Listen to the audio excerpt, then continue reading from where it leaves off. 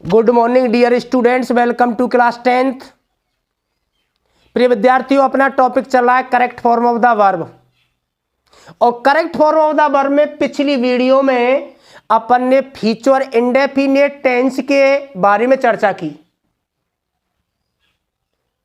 जिसके बारे में अपन ने रिज्यूम पढ़ लिया, मीनिंग्स को देखा, सब्जेक्ट वर्ब एग्रीमेंट को देखा, स्ट्रक्चर को देखा।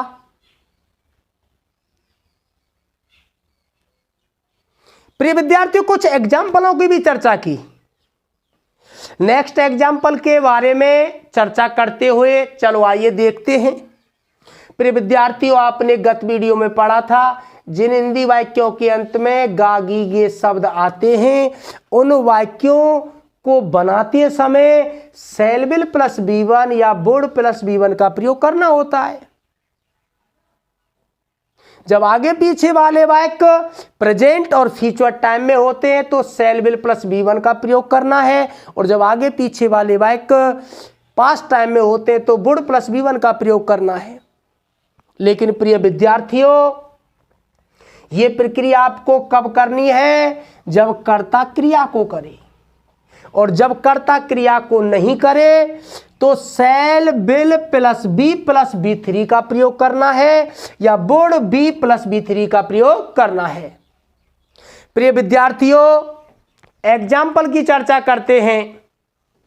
एग्जाम्पल को देखना है, आपके सामने लिखा हुआ है, मुझे पता नहीं था कि आप यहां समय पर पहुंच जाओगे। मुझे पता नहीं था कि आप यहां समय पर पहुंच जाओगे।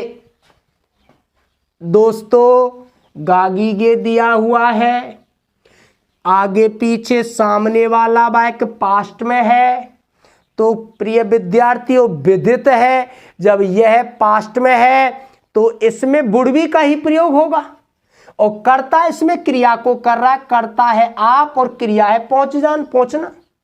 कर्ता के द्वारा क्रिया की जा रही है। आगे पीछे वाले वाक्य पास्ट के हैं तो वुड प्लस V1 का प्रयोग करना है, क्योंकि कर्ता क्रिया को कर रहा है। अगर कर्ता क्रिया को नहीं करता तो वुड बी प्लस B3 का प्रयोग करके बनाते। प्रिय विद्यार्थियों, आइए देखते हैं। मुझे पता नहीं था, मालूम नहीं था। मुझे यानी आई। प्रिय विद्यार्थियों, पास्ट का है, इंडेफिनेट है, नेगेटिव है, did not. I did not. मालूम या पता होना, नो। प्रिय विद्यार्थियों, आपको विदित है डिड के साथ V1 का प्रयोग होता है। आई डिड नॉट नो कि that. I did not know that आप यहां समय पर पहुंच जाओगे। आप you helping verb would plus V1, would. पहुंचना को कहेंगे रीच, वुड के साथ V1 आ गए, रीच। यहां हेयर, कब? समय पर, ऑन टाइम।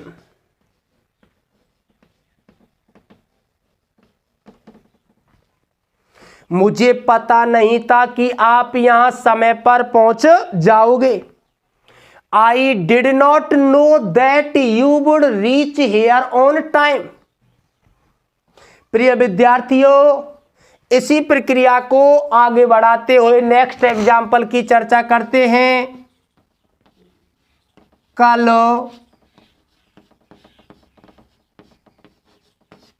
प्राचार्य जी ने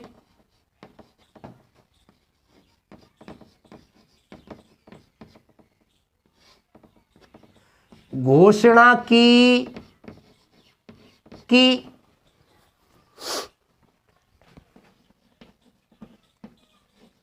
विद्यालय में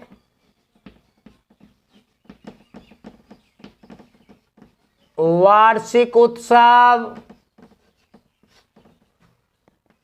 मनाया जाएगा।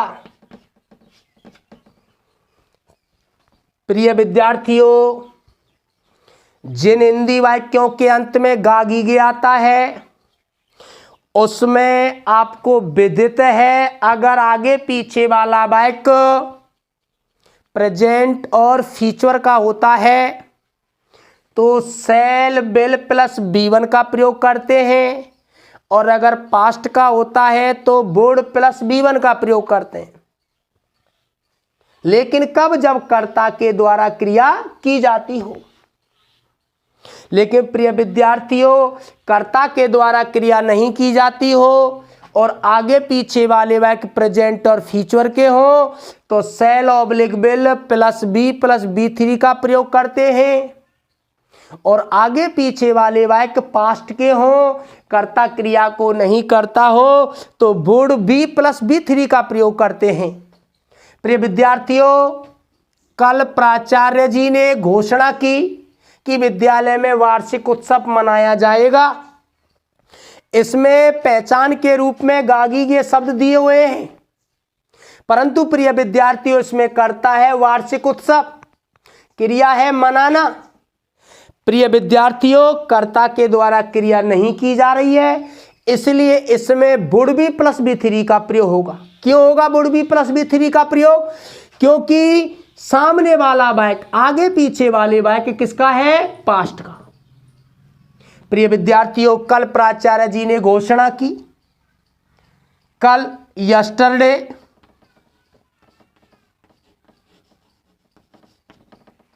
प्राचार्य जी ने the principal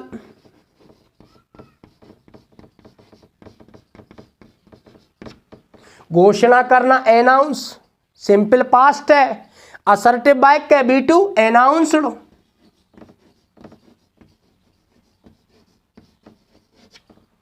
yesterday the principal announced की दैट। प्रिय विद्यार्थियों, कर्ता की बात करें, कर्ता है वार्षिक उत्सव the annual function.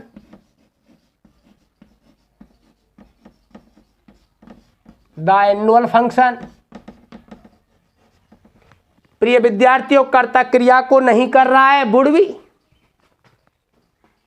Bodo be plus में बी3 मनाना, सेलिब्रेट सेलिब्रेटेड। कहां मनाया जाएगा? विद्यालय में, इन स्कूल, फुल स्टॉप। प्रिय विद्यार्थियों, कल प्राचार्य जी ने घोषणा की कि विद्यालय में वार्षिक उत्सव मनाया जाएगा। Yesterday the principal announced that बोलो तो की करता है एनुअल फंक्शन, वुड बी मनाना की सेलिब्रेटेड विद्यालय में, इन स्कूल। प्रिय विद्यार्थियों, इसी प्रक्रिया को आगे बढ़ाते हुए अपन नेक्स्ट एग्जाम्पल की चर्चा करते हैं। ये तो प्रिय विद्यार्थियों डबल क्लॉज वाले वाक्य हुए। सिंगल क्लॉज वाले वाक्य देखेंगे जिनमें आपको केवल शैल ऑब्लिक विल प्लस बी1 का प्रयोग करना है, क्योंकि आगे पीछे वाले वाक्य नहीं आएंगे उनमें।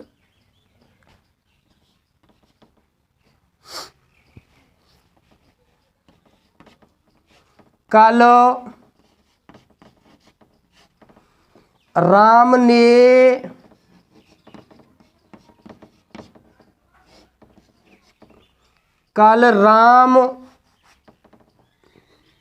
सॉरी प्रिय विद्यार्थियों,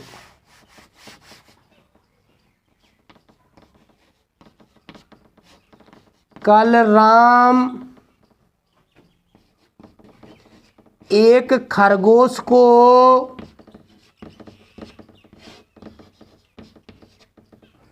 जंगल में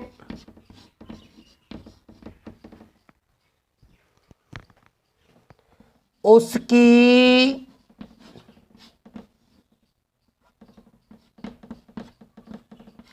टांग से पकड़ेगा। कल राम एक खरगोश को जंगल में उसकी टांग से पकड़ेगा। प्रिय विद्यार्थियों, गा गी गे सिंगल क्लॉज है, सामने वाले वाक्य, आगे पीछे वाले वाक्य इसमें नहीं दिए गए हैं, इसलिए आपको अगर सिंगल क्लॉज वाला वाक्य आता है और उन वाक्यों में गागी गे शब्द आते हैं तो उन वाक्यों को बनाते समय cell oblique will plus B1 का प्रयोग किया जाता है। प्रिय विद्यार्थियों, कल राम एक खरगोश को जंगल में उसकी टांग से पकड़ेगा। कर्ता की बात करें, कर्ता के द्वारा क्रिया की जा रही है। प्रिय विद्यार्थियों, कर्ता क्रिया नहीं करेगा तो cell oblique will plus B3 का प्रयोग करके बनाएंगे। कर्ता है प्रिय विद्यार्थियों राम, राम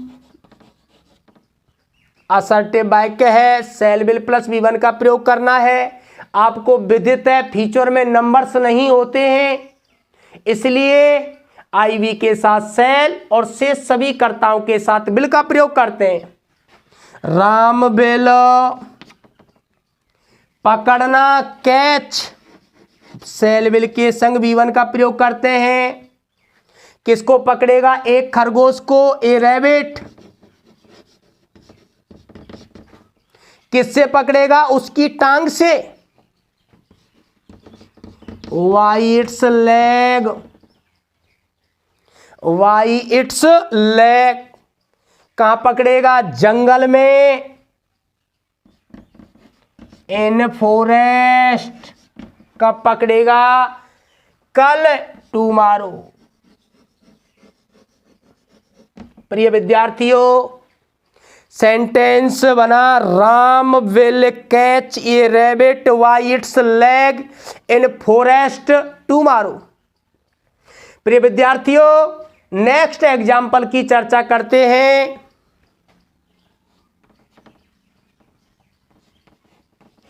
क्या मोहन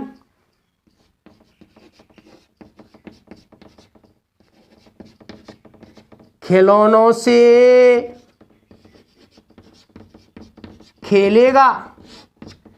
क्या मोहन खिलौनों से खेलेगा? प्रिय विद्यार्थियों, गागी गे आया हुआ है, लेकिन वाक्य इंटरोगेटिव है और सिंगल क्लॉज है, सेल विल प्लस B1 से बनेगा।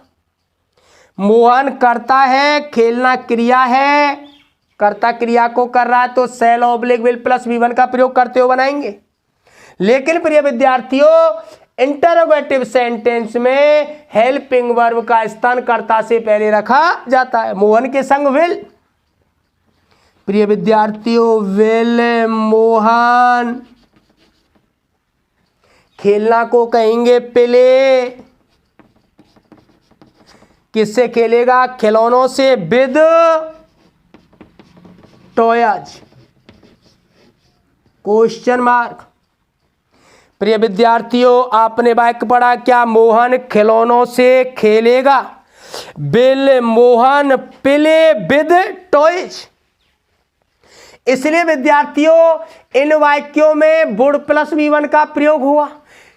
इस वाक्य में वुड प्लस B1 का प्रयोग हुआ, वुड भी प्लस B3 का, क्योंकि इसमें डबल क्लॉज वाले वाक्य हैं। और जब गागी गे वाले वाक्य में डबल क्लॉज आता है तो आगे पीछे वाला वाक्य प्रेजेंट और फ्यूचर का होता है, तो सेल विल प्लस B1 का प्रयोग करते हैं। और आगे पीछे वाला वाक्य पास्ट का होता है तो वुड प्लस B1 का प्रयोग करते हैं। और प्रिय विद्यार्थियों, कर्ता क्रिया को करे तब तो ये रिज्यूम आपको लगाना ही है। और जिन वाक्यों में कर्ता के द्वारा क्रिया नहीं की जाती है उन वाक्यों में cell oblique will plus B3 का प्रयोग करना है और वुड B प्लस B3 का प्रयोग करना है। प्रिय विद्यार्थियों, गागी गे आया हुआ है, कर्ता आप है, क्रिया पहुंचना है, कर्ता क्रिया को कर रहा है। अब cell oblique will plus B1 लगाएं या वुड प्लस B1 लगाएं, ये सामने वाले वाक्य पर डिपेंड करेगी। मुझे पता नहीं था पास्ट का है तो वुड प्लस B1 आएगी। ये भी पास्ट का है लेकिन कर्ता के द्वारा क्रिया नहीं की जा रही है तो वुड भी प्लस B3 आएगी। ये सिंगल क्लॉज वाक्य, सिंगल क्लॉज वाले वाक्यों में गागी गे आने पर सेल विल प्लस B1 का प्रयोग करना होता है। कल राम एक खरगोश को जंगल में उसकी टांग से पकड़ेगा। Ram will catch a rabbit bye it's leg in forest tomorrow. ये वाक्य प्रश्नवाचक है। क्या मोहन खिलौनों से खेलेगा? Will Mohan play with toys. प्रिय विद्यार्थियों, अगर वीडियो आपको पसंद आई हो तो इसको लाइक करें, सब्सक्राइब करें और ज़्यादा से ज़्यादा अपने फ्रेंड्स और रिलेटिव्स में शेयर भी करें। थैंक्स।